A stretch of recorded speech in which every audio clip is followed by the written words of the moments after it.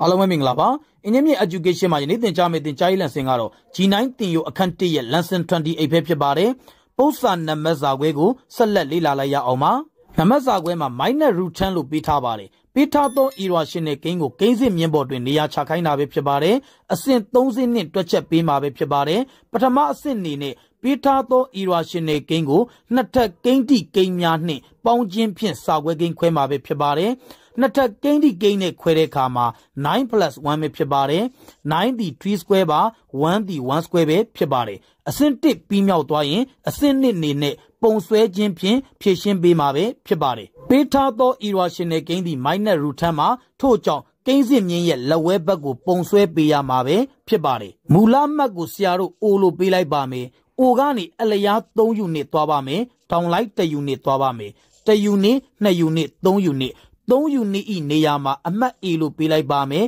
ထိုအမှတ် A ကနေတောင်လိုက်1 unit ထောင်ပေးမှာပဲဖြစ်ပါတယ်အမှတ် A ကနေဆရာတို့တောင်လိုက်1 unit ထောင်လိုက်ပါပြီထိုအမှတ်ကို B လို့ပေးလိုက်ပါမယ်ထိုအခါ OB ကိုဆက်သွယ်ပေးလိုက်မယ်ဆိုရင်ဆရာတို့လိုချင်သောတောင်းမှန်တတိကံ OAB ကိုရရှိမှာပဲဖြစ်ပါတယ်OB ကိုဆက်သွယ်ပေးလိုက်သည့်အခါဆရာတို့လိုချင်သောတောင်းမှန်တတိကံကိုရရှိပါပြီထိုတောင်းမှန်တတိကံမှတောင်းမှန်ကံအနာ OBE တန်ဖိုးကိုရှာပေးမှာပဲဖြစ်ပါတယ်အဆင့်2ပြီးမြောက်သွားရင်အဆင့်3နေနဲ့ပိုက်တာဂိုရက်သီအိုရမ်ကိုအသုံးပြုပြီးတော့ဖြည့်ရှင်းပေးမှာပဲဖြစ်ပါတယ်ထို့ကြောင့်တောင်းမှန်တတိကံ OAB တွင်ပိုက်တာဂိုရက်သီအိုရမ်ရတောင်းမှန်ကံနာနှစ်ထပ်သည်ကြံနာနှစ်ထပ်ပေါင်းခြင်းနှင့်ညီမျှပါတယ်ထို့ကြောင့် OB square equal OA square plus AB square ပဲဖြစ်ပါတယ် OA သည်3 unit ပါထို့ကြောင့်3 square ပါလက္ခဏာက plus ပါ AB သည်1 unit ပါထို့ကြောင့်1 square ပဲဖြစ်ပါတယ်ရှင်းလို့ရရှိလာသောတန်ဖိုးသည်9 plus 1မှာ OB square equal 10ပဲဖြစ်ပါတယ်ဆရာတို့လိုချင်တာသည် OB တန်ဖိုးပါ square သည်ညီမျှခြင်းရဲ့တစ်ပတ်ကိုရောက်ရင် square root ပဲဖြစ်ပါတယ်ထို့ကြောင့် OB equal root 10ပဲဖြစ်ပါတယ် OBE တန်ဖိုးရပါပြီ